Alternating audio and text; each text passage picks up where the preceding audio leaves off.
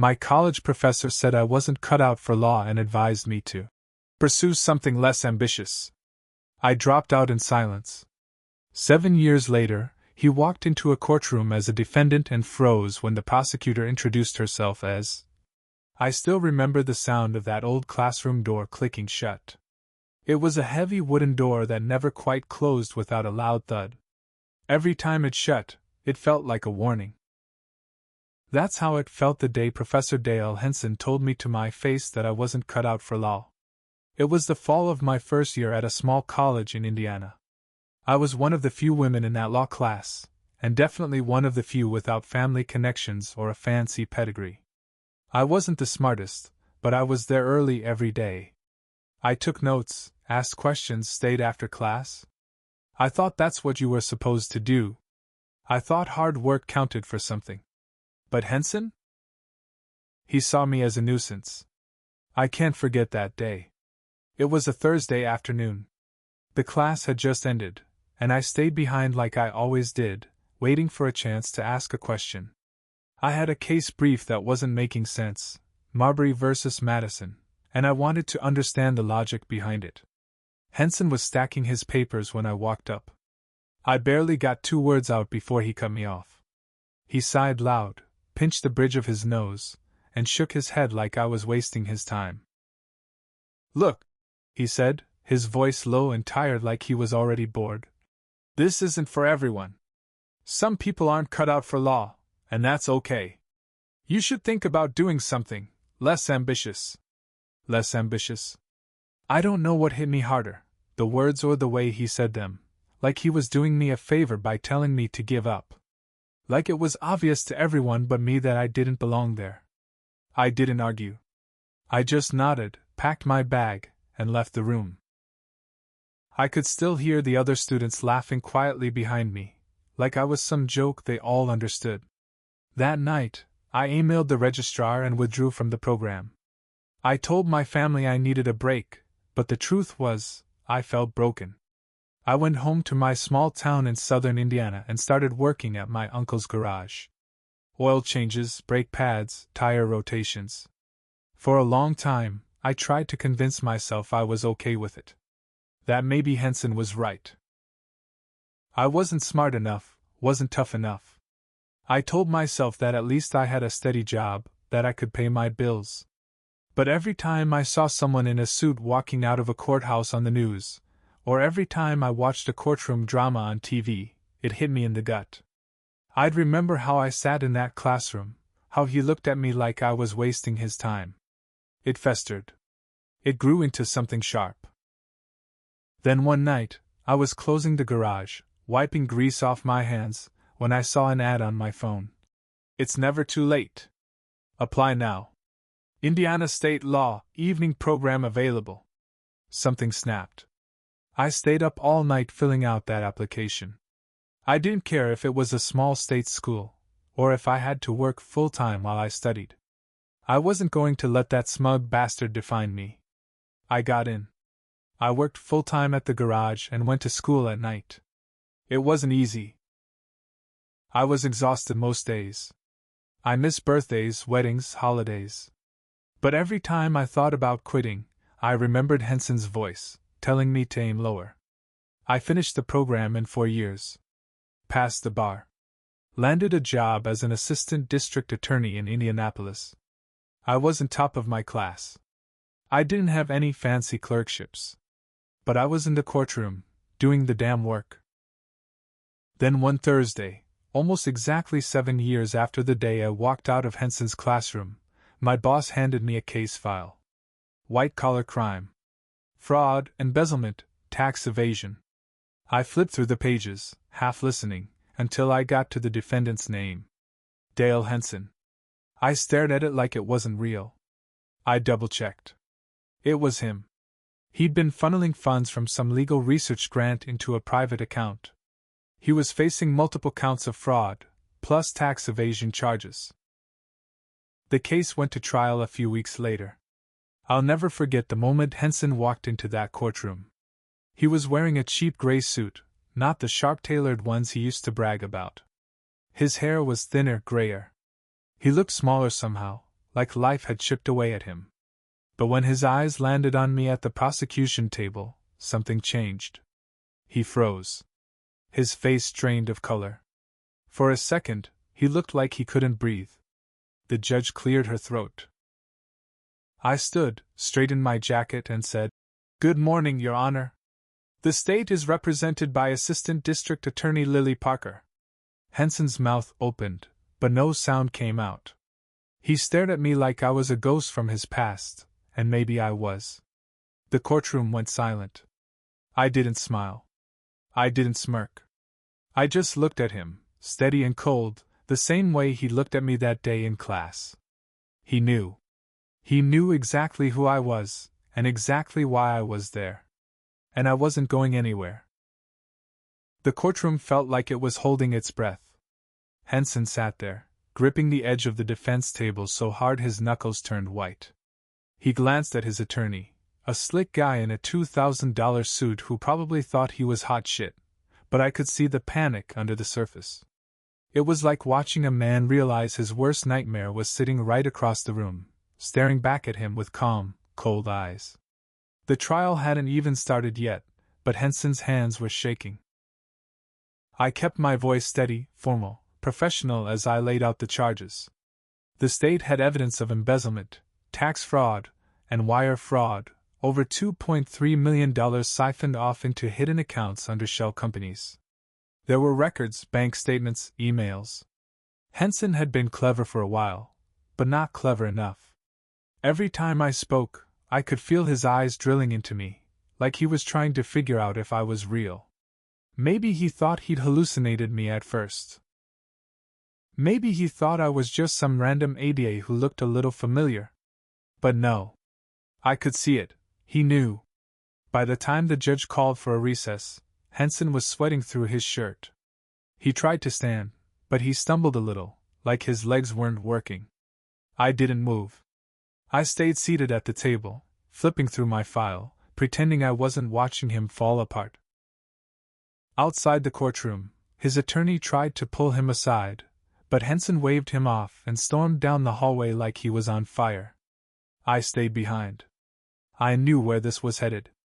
What I didn't expect, what threw me completely, was who else showed up the next day. His wife. Her name was Valerie, and I recognized her instantly, though it took me a second. She'd been a guest lecturer once, years ago, when I was still a student. She was the type who wore designer heels and carried a leather notebook that cost more than my rent. Back then I thought they were this power couple, Henson with his smug little lectures, and her with her perfect blowout and diamond earrings. But Valerie didn't look so polished now. Her makeup was smudged, and her eyes were red, like she hadn't slept. She sat in the back of the courtroom, arms folded tight across her chest, staring straight at Henson like she wanted to tear him apart. I thought I saw it then, a little glimmer of something, a fracture. And I was right. The next day, right before the afternoon session started, there was a commotion outside the courtroom. Raised voices, security guards stepping in. I leaned back in my chair, waiting for the judge, when I heard it. Valerie was yelling. At Henson. In front of everyone. "You think you're going to get away with this? You think I'm going to sit here while you ruin everything?" She wasn't quiet about it either. The whole hallway could hear. I kept my face neutral, but inside? I felt something cold and sharp settling in. The judge had to call a recess to settle things down. Later, I found out from the court clerk that Valerie had filed for divorce that morning. She'd frozen all their shared accounts, and was preparing to testify against him. Apparently, she had proof, emails, signed documents, bank statements. Henson had been skimming off the top of their joint investments too. It was a mess. And I wasn't even halfway through my case yet. As the days went on, Henson unraveled more and more. He started snapping at his lawyer during breaks, pacing around the courtroom like a trapped animal.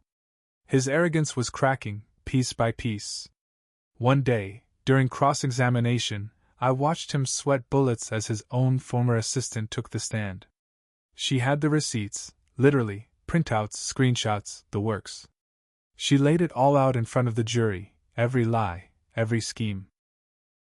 And every time a new piece of evidence dropped, I'd glance over at him, just for a second. He wouldn't look at me anymore. Couldn't. It was like he knew exactly how this was going to end. But I wasn't finished yet. Not even close. A week into the trial, I could tell Henson wasn't sleeping. His suits looked rumpled, his tie crooked, and his face hollow. He sat there every day, surrounded by legal pads and binders, but barely touched them. His attorney was doing all the talking now, but I could see the cracks, whispers between them, frustrated hand gestures, the barely hidden desperation. It was like watching a man who knew the walls were closing in but was too stubborn to admit it. Then, out of nowhere, a new name popped up in Discovery. Jason Meyer. I froze when I saw the file. Jason had been in my cohort during my first year, another one of Henson's favorites. Back then, he was the golden boy. Always got called on, always got praised, always smirking when Henson cut someone else down. Turns out, Jason wasn't just Henson's student. He was his business partner.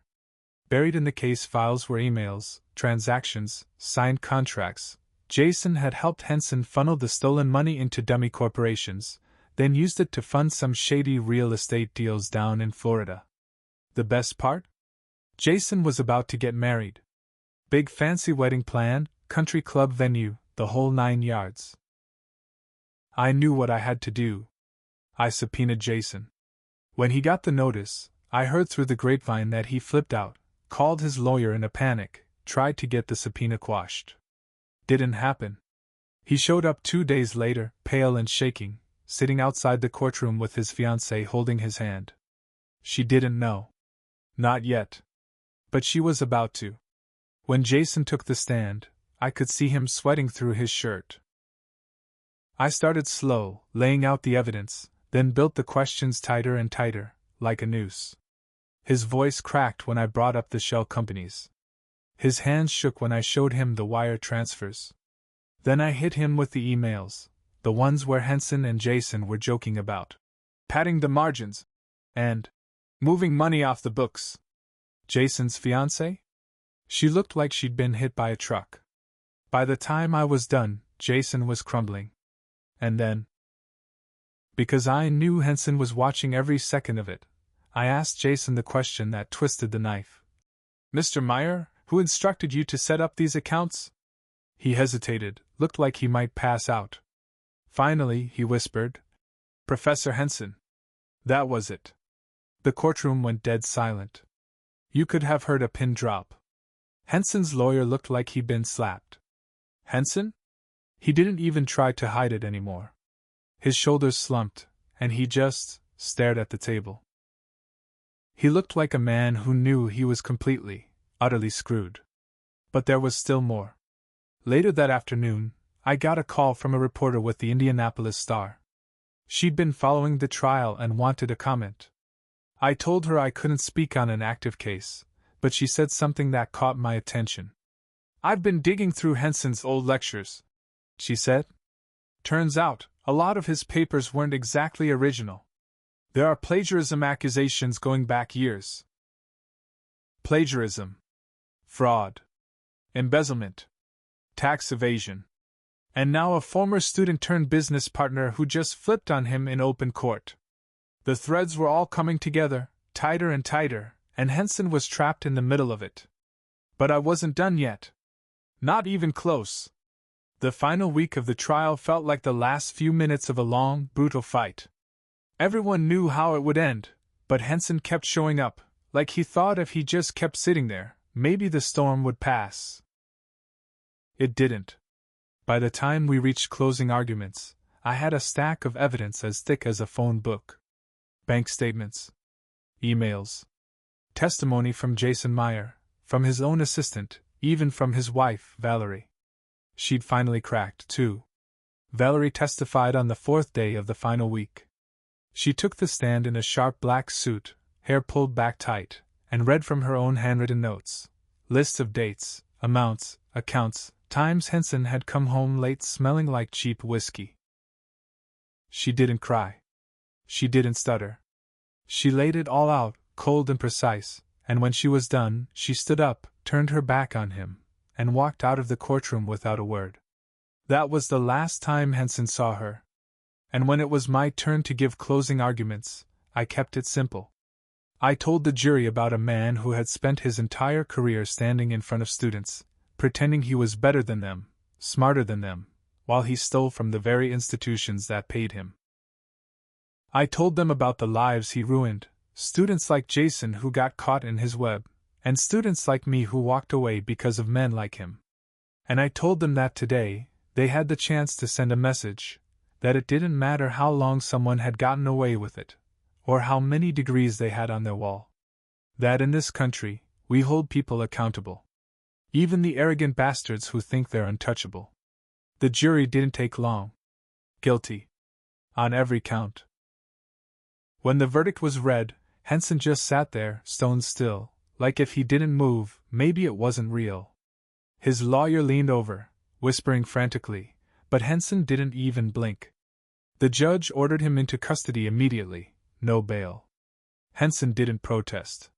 He just stood up, slowly, like an old man whose legs barely worked, and let the bailiff cuff him right there in front of everyone. I watched as they led him out of the courtroom, the same way I had watched him all those years ago when he told me to aim lower. But it wasn't over. The real fallout took months to unravel. Henson lost everything. His pension? Gone. His house? Sold off to pay back the state and the victims. His wife filed for divorce and took what was left. His name was stripped off every paper he'd ever published, and the plagiarism investigation buried what little was left of his academic reputation. Even Jason Meyer got his own slice of karma. The state bar pulled his license for his role in the scheme, and his fiancée? She left him 2 days after the trial ended, right before their wedding. I heard through the grapevine that Henson ended up serving a 15-year sentence in federal prison. I don't know what happened to him in there. I don't really care. But I do know that on the day I stood in front of that courtroom and read my name as Assistant District Attorney, I wasn't the same person who'd slinked out of that lecture hall years ago. I was the woman he tried to tear down, and the one who tore him apart instead.